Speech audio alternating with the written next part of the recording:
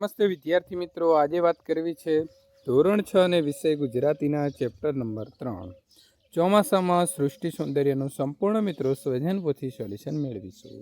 એ પહેલાં ચેનલની અંદર પ્રથમ વખત આવ્યા છો તો મિત્રો ચેનલને ખાસ સબસ્ક્રાઈબ કરી દેવી। ચેપ્ટર નંબર 3 ચોમાસાની અંદર સૃષ્ટિનું સૌંદર્ય વિદ્યાર્થી મિત્રો સરસ મજાનું હોય છે, તમે પણ જોયું હશે। તો આપેલા પ્રશ્નોનો સાચો અર્થ જે છે તે વિકલ્પમાંથી શોધીને જવાબ લખવાનો છે। ચેતન તો થાય સજીવ, વેગ તો થશે ઝડપ, ઓથ તો થશે પાછળ, વધાવવું તો થશે આવકાર, કાયર તો થશે મિત્રો ડરપોક। આપેલા શબ્દને લાગુ પડતા શબ્દ જે હોય તેના ઉદાહરણ પ્રમાણે લખવાનું છે। જો વરસાદ તો છત્રી જોઈએ, વીજળીના ચમકારા થતા હોય, વાદળો હોય અને ઘનઘોર એકદમ વાતાવરણ થઈ ગયું હોય। પાણી છે તો નદી, ઝરણું, સરોવર અને દરિયામાંથી મિત્રો લઈ શકાય છે। ખેતર છે તો પાક, ખેડૂત, હળ, જમીન, ફુવારા, ખેત પદ્ધતિ વગેરે લખી શકો છો। આકાશ છે તો તારા, સૂર્ય, ચંદ્ર, વાદળ, મેઘધનુષ્ય લખી શકો છો। તળાવ છે તો કમળ હોય, માછલી, પાણી, બતક વગેરે લખીશું। ઝાડ છે તો પાન, ફળ, ફૂલ અને ડાળી લખીશું। આપેલા શબ્દનો અર્થ પાઠમાંથી શોધીને લખવાનો છે। ભૂસી તો દરિયામાં ફેલાયેલો જમીનનો ભાગ, સામુદ્ર ધુની તો બે મોટા જળરાશિને જોડતી સાંકડી જળપટ્ટી, બેટ તો ચારે બાજુ પાણીથી ઘેરાયેલો ભાગ હોય તેને કહીશું ટાપુ એટલે કે બેટ, દ્વીપકલ્પ ત્રણ બાજુથી પાણીથી ઘેરાયેલો ભાગ। પાઠના આધારે તમારે ઘટના પ્રમાણે ગોઠવવાના છે। તો પહેલું આવશે મેઘના જળ પૃથ્વી ઉપર ઉતરે છે, બાળકો છત્રી ઉઠીને બહાર નીકળે છે, ખળખળ વહી જતા ઝરણાના મધુર ગાન સાંભળો, ખેતરની ઉગી ગયેલી જુવારની હારો ગળો અને નંબર 5 કુદરતના ખોળે ખેલવા નીકળો। ખરા ખોટાની વાત કરીશું। તાંબાના ઝાડે તમને કાગડાના મોટા માળાઓ જણાશે તો ખોટું, નવજીવન ધારણ કરવું એટલે 9 વખત જીવન જીવવું તો ખોટું, વરસાદ પડે એટલે ધરતી માતાએ લીલી સાડી ધારણ કરી એવું લાગે છે તો ખરું, ઉનાળામાં મેઘ ધનુષ્ય જોવા મળે છે તો ખોટું, ઇન્દ્રગોપ જીવડાને ગોકુળ ગાય પણ કહે છે તો ખરું।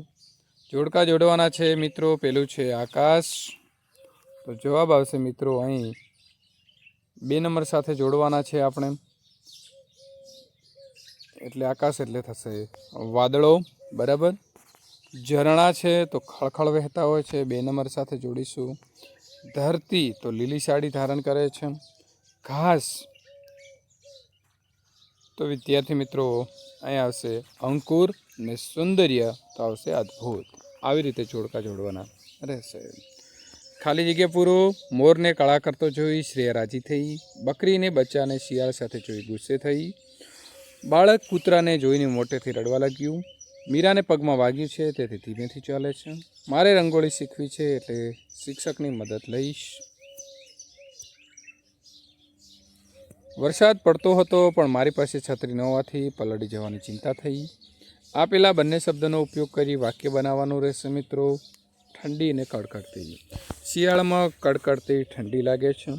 પતંગ અને નાનો, મોહન નાનો પતંગ હવામાં ઉડાડે છે।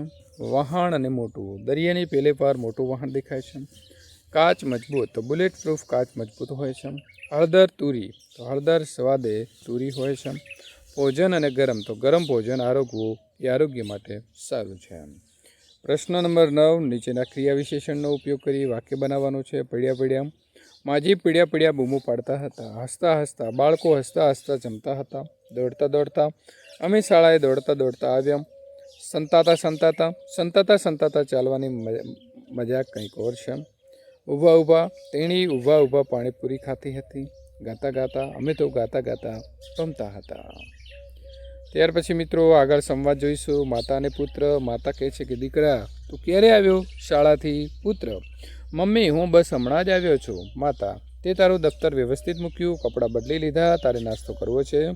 હા મમ્મી, દફતર મૂકી મેં કપડાં બદલી લીધા છે, હવે મારે રમવા જવું છે તેથી નાસ્તો કરવો નથી। માતા, થોડો હળવો નાસ્તો કરીને જા, રમવામાં સ્ફૂર્તિ મળશે। પુત્ર, સારું તો મમ્મી જલ્દીથી નાસ્તો આપી દે। પ્રશ્ન નંબર 11, લેખકે કરેલા ચોમાસાના સૌંદર્યનું વર્ણન કરો। ચોમાસામાં વાદળો વારંવાર ચડી આવે છે, તો વાદળો ક્યારેક ગાજવીજ સાથે તો ક્યારેક ગાજવીજ વગર પણ વરસે છે। વરસાદમાં ધરતી ઉપર લીલોતરી છવાઈ જતા જાણે ધરતીએ લીલી સાડી પહેરી હોય એવું લાગે છે। પક્ષીઓ અને જીવજંતુઓ સતત મેઘરાજાનું સ્વાગત કરે છે, મોર કળા કરે છે. આ ચોમાસાનું સહજ આપણને સૌંદર્ય જોવા મળે છે. ઇન્દ્રધનુષ એટલે શું? લેખકે તેને જોઈને શું કરવાનું કહ્યું છે? તો ચોમાસામાં દેખાતા 7 રંગનો આસમાની પટ્ટો એટલે ઇન્દ્રધનુષ. લેખકે ઇન્દ્રધનુષને જોઈને કૂદવા, નાચવા, રંગોની મજલસ કરવા તથા અનેક અખતરા કરવા માટે ઇન્દ્રધનુષને ધરાઈને જોવા લેખક કહે છે. કુદરતના ખોળે રમવું એટલે શું? તો કુદરતના ખોળે રમવું એટલે પ્રકૃતિનું સૌંદર્ય માણતા માણતા હસવું, કૂદવું, ગાવું, આનંદ ઉલ્લાસ કરવાને કુદરતના ખોળે રમવું કહેવાય છે. વરસાદ પડવાનો છે એવું તમે શાના આધારે કહી શકો છો? તો આકાશમાં કાળા વાદળો ઘેરાયેલા હોય, હવામાં ભેજનું પ્રમાણ વધી ગયું હોય અને ઉકળાટ થતો હોય, વાવાઝોડા અને વીજળીના કડાકા ભડાકા થતા હોય, મોરના ટહુકા સંભળાતા હોય, તેના આધારે કહી શકાય. વરસાદને લગતા 2 જોડકણા બનાવો અથવા શોધીને લખો. તો આવરે વરસાદ, ઢેબરિયો પ્રસાદ, ઊની રોટલીને કારેલાનું શાક.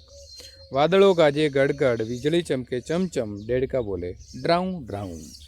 મિત્રો, ત્યાર પછી આગળના ચેપ્ટરનું જો તમે સોલ્યુશન મેળવવા માગો છો તો નીચે ડિસ્ક્રિપ્શનની અંદર લિંક આપી છે અને લિંક ઉપર ક્લિક કરી આગળનું ચેપ્ટર નંબર 4 મેળવી શકો છો.